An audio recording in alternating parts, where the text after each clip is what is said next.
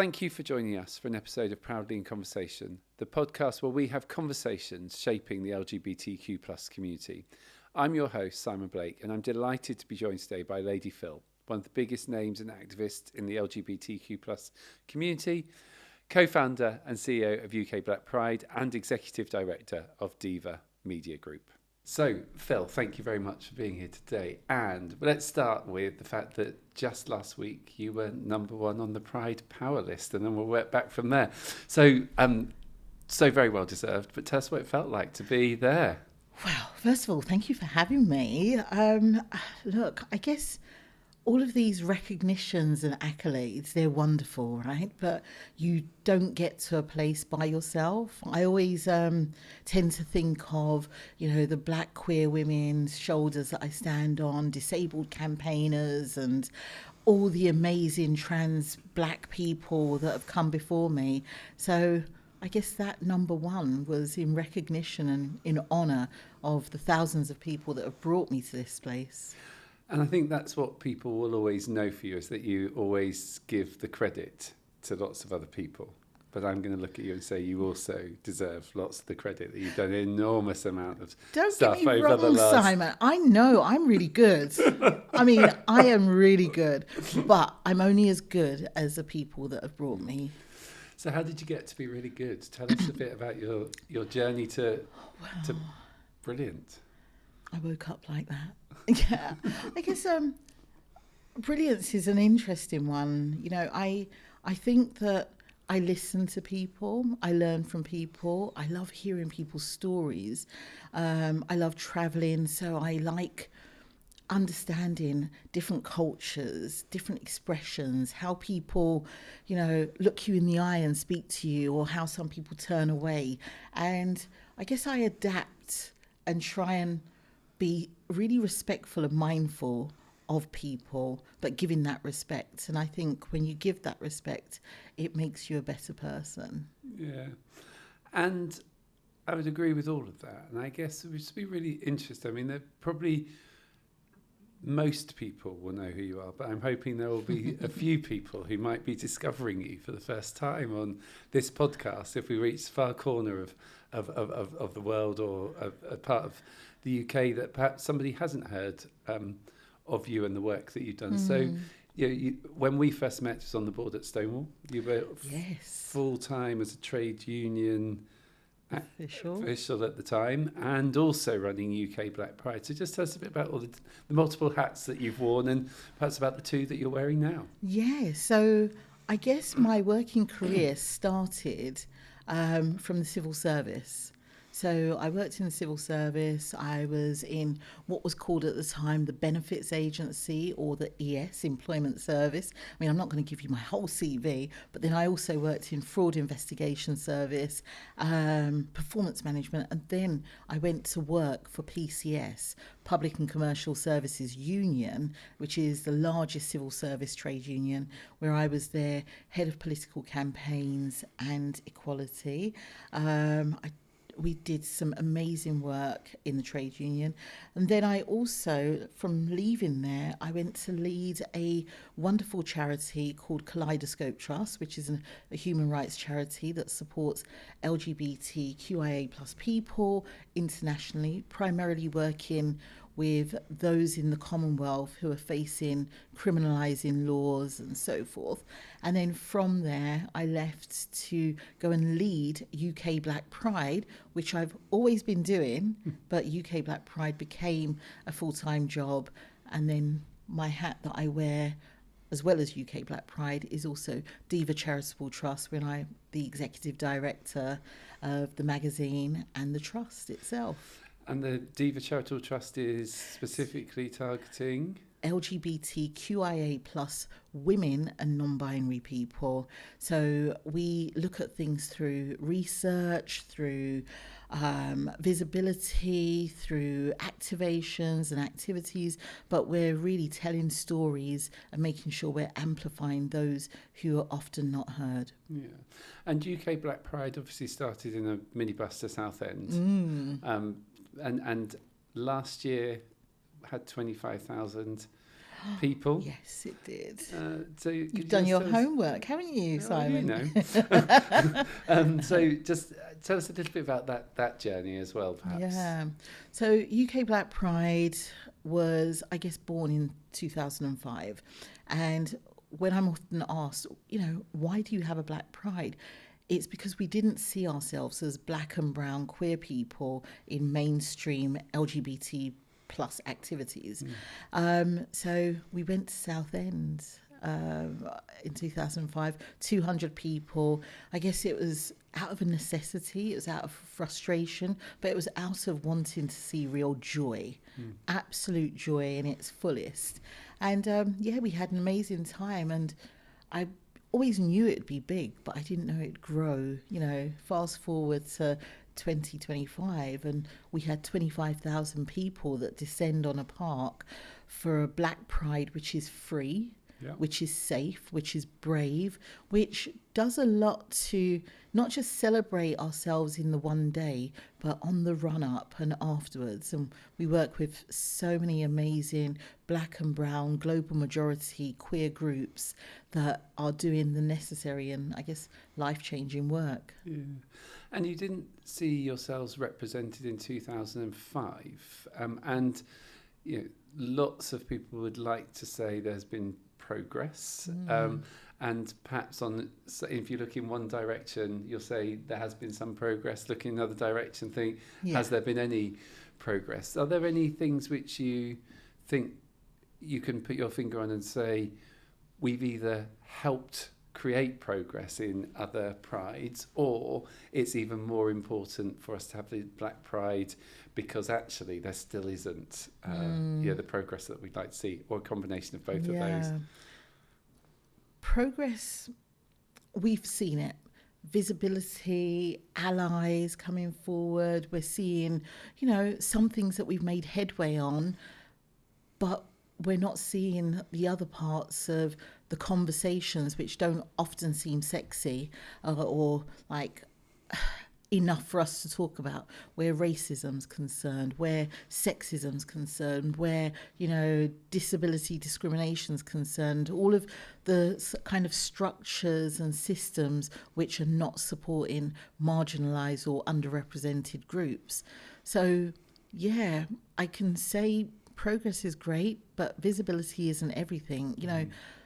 Visibility isn't visibility if it's not got safety and protection around it. And that safety and protection for me has to be towards groups that don't get to sit in rooms that I'm now afforded the right, and I say the right to be in. So I would say UK Black Pride, absolutely it's still needed. Unless we live in this utopia world where everything's like sunshine and unicorns, then we're always going to need a space that allows us to celebrate our joy, not just sit in our trauma as black and brown queer people, but to also think about how is it that we occupy spaces that haven't historically been ours. And it's not any dig against any pride, it's about spaces. Spaces which are often curated and created for the average LGBTQIA plus person that doesn't really exist. And I think that's what's always so special about Black Pride, isn't it? That yes, it is created as a space which is about black and brown queer people, but ultimately what you often hear is people saying, and it felt very special and like it was created and curated for a much wider group of people than can often feel as though the space, whether that's about having the specific tents, or whether it's about having families, or whether it's about the communities that's represented, or the food. Well, of course, but it is a special, and I don't just say it because I founded it. I say it because it's intersectional. It speaks to the lived experiences of those who are claiming asylum, those who have migrated, those who are young, who are old, who are trans, who are non-binary. There's a space for everyone. You know, some may want to be at the main stage performances and, you know, great culture, but then there's also conversations and dialogue about our lives and how they intersect with each other. And then you've got the interfaith chaplaincy, which is many different denominations and faiths who come together who are queer, that talk about reconciling your faith, sexuality, your religion and belief. So I think all of those spaces are really important to cultivate in a pride, because pride is about a protest, but it's also about the so many people that pride should be for as well. Yeah. And you've obviously inspired some other countries. It's called UK Black Pride, but I know you well, actually we should talk about Whoopi Goldberg, shouldn't we, as you Grand Marshal the New York Parade. Of course. Oh, just my friend Whoopi. Yeah. But I saw, is Grand Marshalling Paris? Yes. So Global Black Pride, I'm actually one of the founding members of Global Black Pride, and that really does centre Black, African, Caribbean people. I'll be the Grand Marshal in September. They've got a human rights conference. There's lots of things that will be going on there, and also Niecy Nash will be there as well. Yeah. And I suspect lots of people have heard about Global Black Pride. How long has it been going? Have you it's in its, I believe, 5th year now. Yeah. And so does it run in the same sort of way that Pride and Interpride and World Pride sort of? Not really. Okay. I think that what you've got is you've got a federation of Black Prides, which come under the CBE, which is Centre of Black Equity. Right. So it's all the Black Prides in the States. It's the Black Pride in Netherlands, in Paris, in you've got St. Lucia. They don't call it a Black Pride because they are Black people. You've got so many different other activations. You've got Nigeria, you've got Fefe Fest in Ghana. We all have our own activities. Some come under the body of Black Prides and some just do their own thing. And Global Black Pride has just been doing its own thing, but working with, I don't know, Atlanta Black Pride, and this year will be Paris Black Pride, because the founders of Paris Black Pride are amazing. And so, you know, we've obviously known each other quite a long time, and I've heard you speak so often, and one of the things that you are absolutely brilliant at doing is thinking about people who may not be thought about often enough, or lifting people up and amplifying people and demonstrating solidarity, demonstrating, not talking about. Yeah. And I guess at a time where there's a lot of noise, and at a time where sometimes it can feel as though people are focusing on what divides us, both within the community and outside. I'd just be really interested to get your reflections on how we might be able to sort of navigate our way through a world which tries to divide us and tries to polarize us. Because if there's somebody that embodies that, trying to bring people together, try to amplify and use the platforms, you are it. So what can we learn, and what can we think about in that? Well, I think this is it sounds easier to say about what we can do, but it's harder to make happen. Yeah.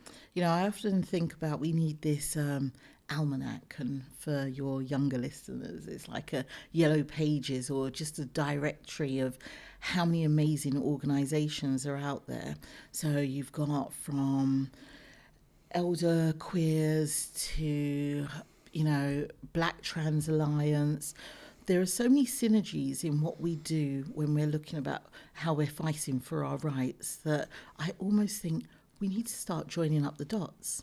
Because when we talk about capacity, resource, that there's not enough funding, actually we're all going after similar pots of funding. So I would love to see organisations do more collaboration. Mm-hmm. And I think since you've joined Stonewall as the CEO, you have been quite intentional about how you collaborate with people. So if we're collaborating more, less competing, it means that we're able to do some of the work and turn up the volume on society, turn up the volume on those that walk through the corridors of power that don't actually respect who we are as lesbian, gay, bisexual, transgender, intersex, asexual, and the wider spectrum of our rainbow family. So I think, yes, collaboration. I think sharing of resources.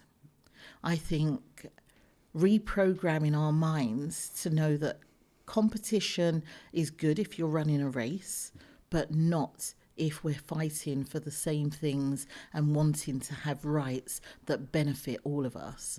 And then I'd just say lastly, you know, solidarity is, of course, absolutely important in the work that we do. And we're now talking about allies, and there's been so much conversation about allyship. I like to call people accomplices. Yeah. And that's because it goes one step further than just being an ally where we can wear a lanyard in our workplace, or, you know, we can say, oh, it's LGBT History Month. It's about utilizing those conversations every single day, talking and speaking truth to power, not talking about bringing your authentic self to work, because I think that's rather subjective, but making sure that we are standing up with each other. When I face racism, I want to know, Simon, that you're not just there standing beside me, but you're booting down doors where you, as a white gay man, has a privilege to step into, and making it be known that this is unacceptable and will not be tolerated or accepted in any form or any guise.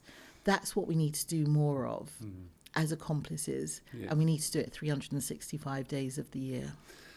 It's really interesting, isn't it? Because you know, I've heard you obviously talk about accomplices before, and I have a you know, an easy relationship with the word ally, because it suggests that you need to have knowledge rather than intention. That people feel as though they have to know lots of things rather than feel as though they can walk alongside you, can stand in front of you, But etc. what happens when you know lots of things? How do you use it? Well, that's the bit, isn't it? And allies are great. I mean, look, if it wasn't for people like yourself and so many others who stood up for UK Black Pride at a period which was quite challenging for us, we wouldn't have what we've got today. And that was true allyship, but I also felt it went beyond that allyship.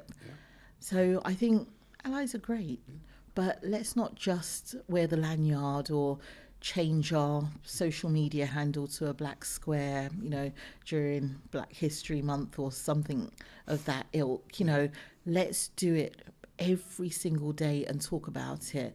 Let's make sure those conversations that feel a bit uncomfortable and make us squirm in our chairs, that we're having those, because if we don't talk about them, we don't see the people that are impacted by systems that don't work for us. Yeah, 100%. And I think it's more about the word ally rather than the actions. There's something about, you know, being the best that you can, which feels a little bit more than an ally. Yeah, like, it feels a bit more like a 3-hour training course. Yeah, yeah, exactly. And I'm not downplaying the word ally at all, because I think it's important, especially in many corporations and organisations. You know, their ERGs, their employee resource groups, really thrive on being brilliant allies in the workplace. But I do think we can go beyond that, maybe a little bit more radical in our thinking about, you know, just changing the direction of not just a once a month when there's a theme around, you know, us celebrating Pride. We could talk lots, couldn't we, about the month and things. I'd be really keen to just explore a bit about your new role within Diva, and just a bit about the place and where women and non-binary people sort of sitting within a movement which does still have people like me who are often sort of profiled more, and the importance of that visibility and representation and seat around the table, and just to sort of get your you've been in post 3 or 4 months now. What your sort of early thoughts? What are you learning? What are you seeing? What do we all need to be thinking about? I think I'm learning a lot of who wants to be seen, what feels performative and what feels transformative. I am appreciating the supporters of Diva and Diva Charitable Trust. I believe that people really want to see change. And they love our storytelling, through the magazine, through, our socials, and whether it's about IVF and working with the Family Makers show, or whether it's about I Kissed a Girl, or, TV shows. But I do know that we can do a lot more in terms of representation, because our magazine speaks to a certain group of people, and it speaks to them well, and they support us, and I'm ever so thankful for that.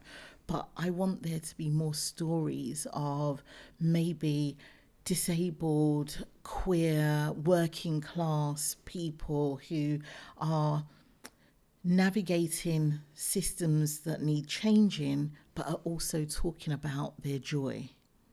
And I think that change is happening. We've got the amazing Roxy at the helm of being editor-in-chief, Nick and Ella, and also through Diva Charitable Trust, we've got Joe, who's, working on Lesbian Visibility Week.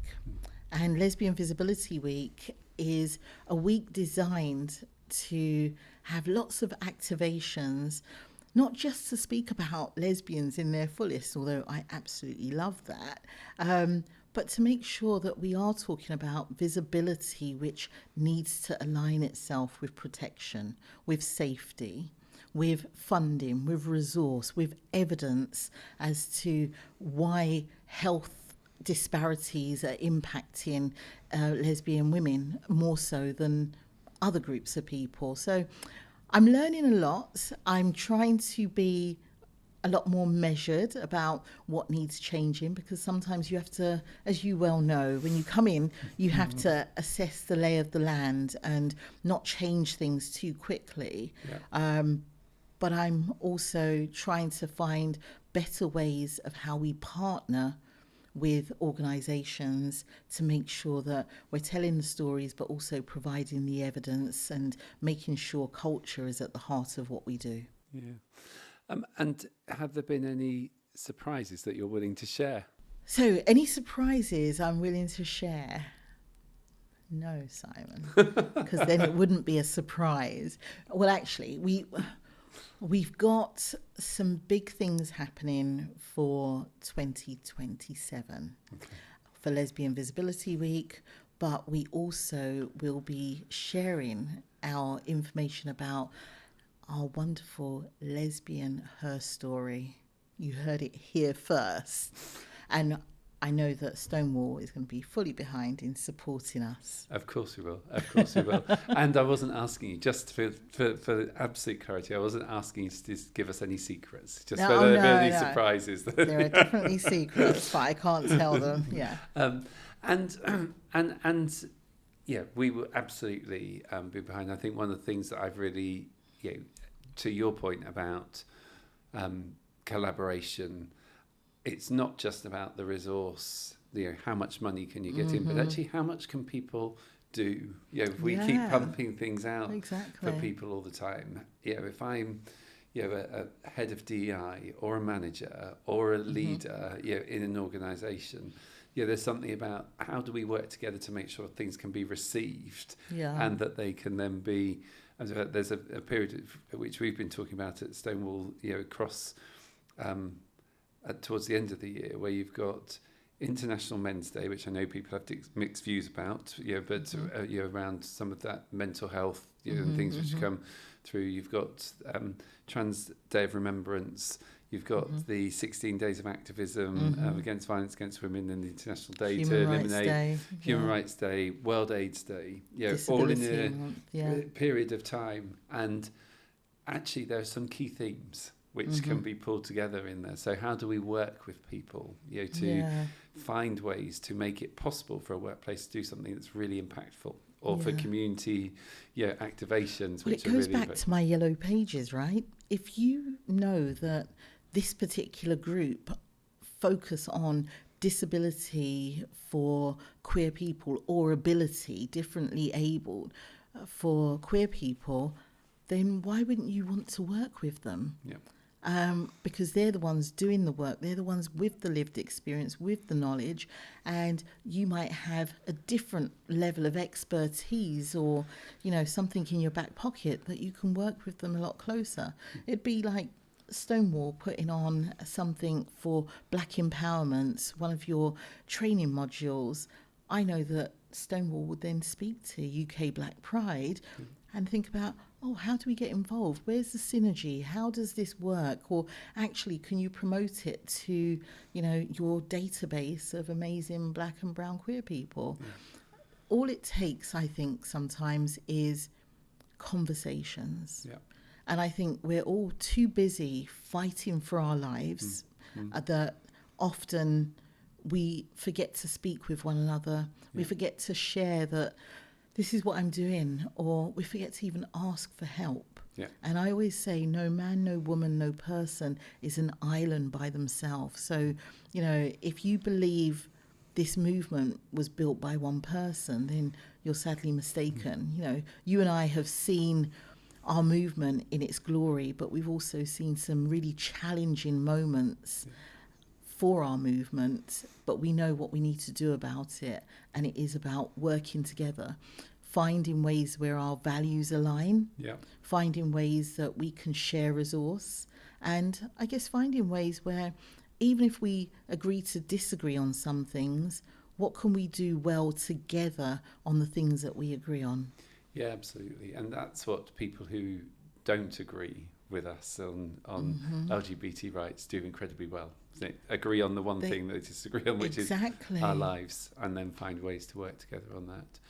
You've talked at various points through this about joy, and it is something which I think people are talking about a little bit more, but it's still not the dominant narrative, and clearly we have to be absolutely alive to the challenges which exist, the inequalities which exist, the problems that exist both in the world but also in the UK, but also that our resilience, our tenacity and our joy are absolutely fundamental to keeping on moving forward, holding through this period of turbulence. And I'd just be interested in any insights that you've got into how people can hold on to the joy in a world where lots of us go through Instagram a bit too much, or X or whatever it is, and can get consumed by some of the challenges and the problems, and want to emphasize the challenges and the problems, it seems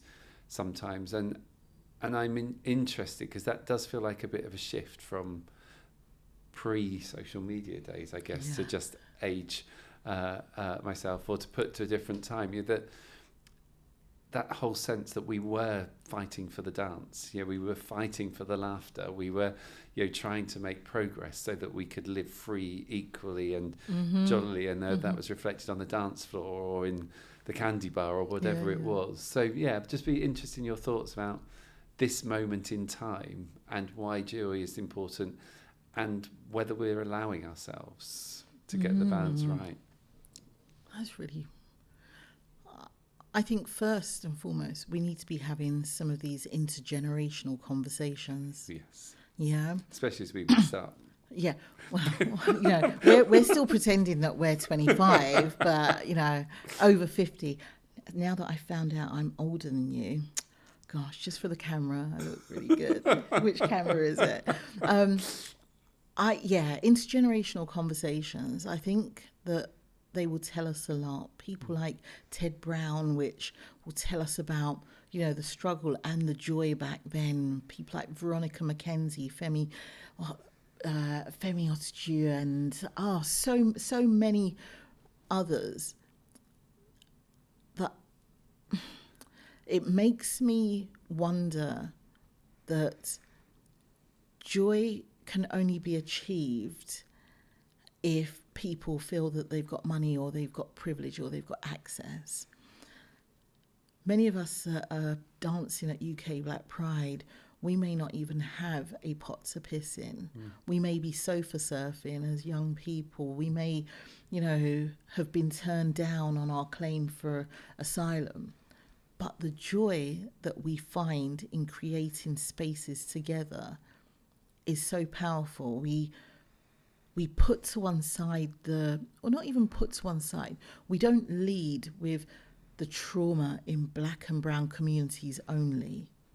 We understand what it means to stand and hold hands and be in commune with each other, what it means to break bread with each other, what it means to, have conversations of the heart, what it means to show Black and brown love in a space that was not afforded to us, that we had to claim. So I think joy is incredibly important, because for me, joy is also about hope. Yeah. If I can stay joyful and I can stay hopeful, I can continue to do the work that needs to be done. Yeah. And I don't know whether you saw, Russell T Davies has done some interviews following Tiptoe, where he's talked about, that actually we've become visible, become representative, and people still don't necessarily like us. And I was intrigued by it, because at one point I was like, oh, that's very powerful. And the other, I was thinking, is that about a compressed period of time? Is something about the struggle, the journeys, change takes time? And but joy who doesn't holds like us though? I guess it's they. the they. But for me, some of the they might be even within our own LGBT plus community, because people fight for rights, but are we fighting for everyone's rights? Are we fighting for joy for everyone? Are we fighting for liberation for everyone? Often the answer's no, especially when racism is rooted even within our own LGBT plus community.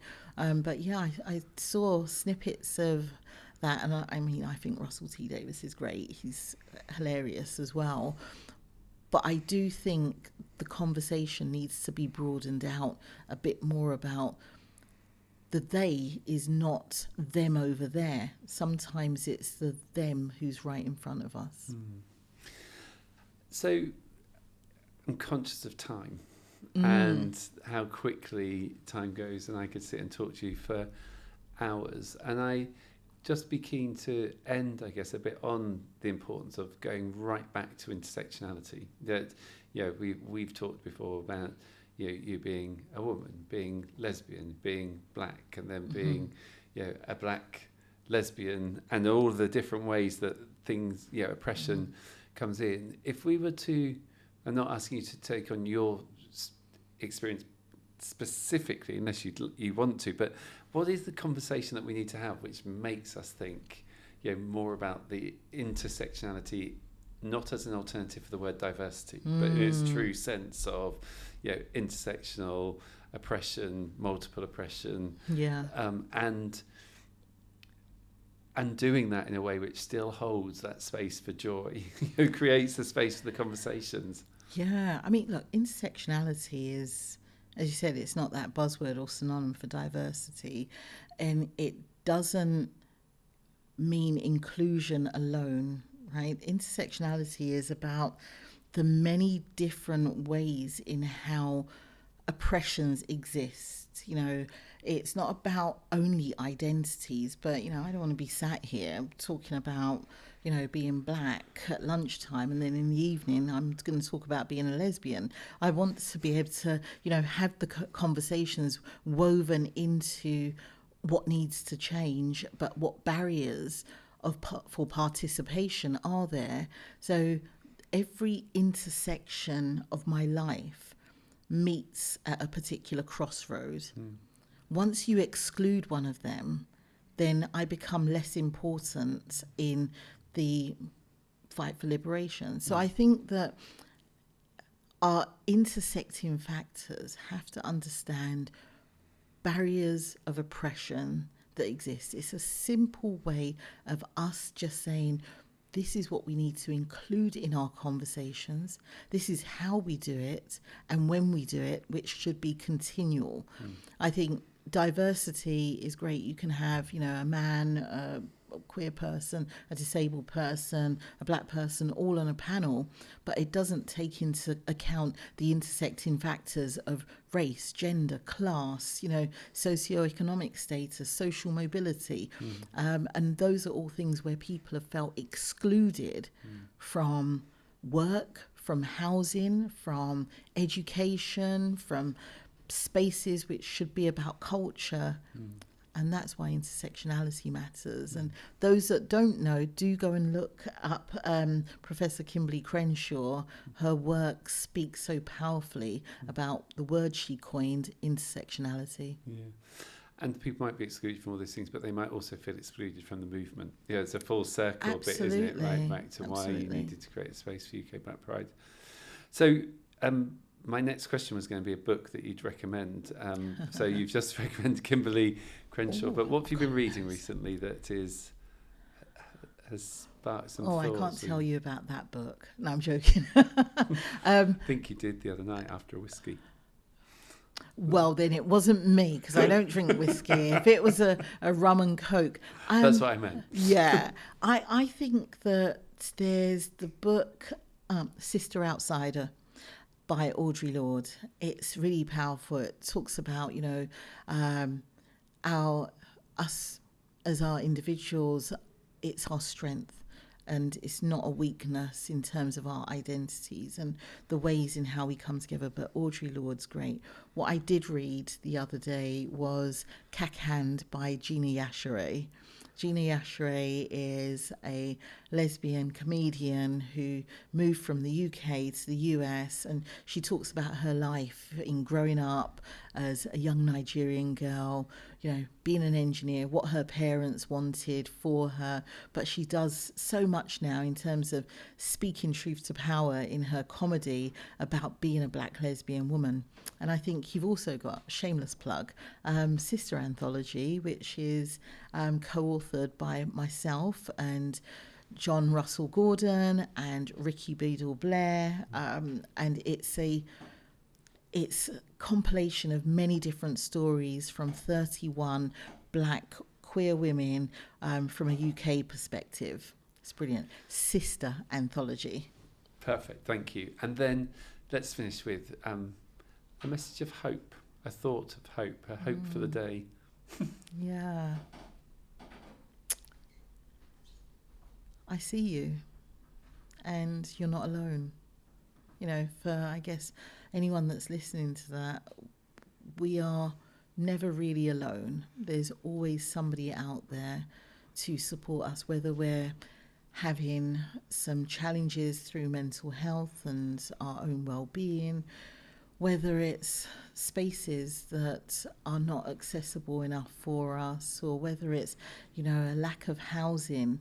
There are so many organisations and also so many individuals that want to do the work to eradicate that level of injustice that we see for people. Phil, thank you very much. No, thank you. I really appreciate Phil sharing her insights today. To everyone listening and watching, please do like and subscribe so you don't miss future episodes of Proudly in Conversation. I'm Simon Blake. Thank you for listening.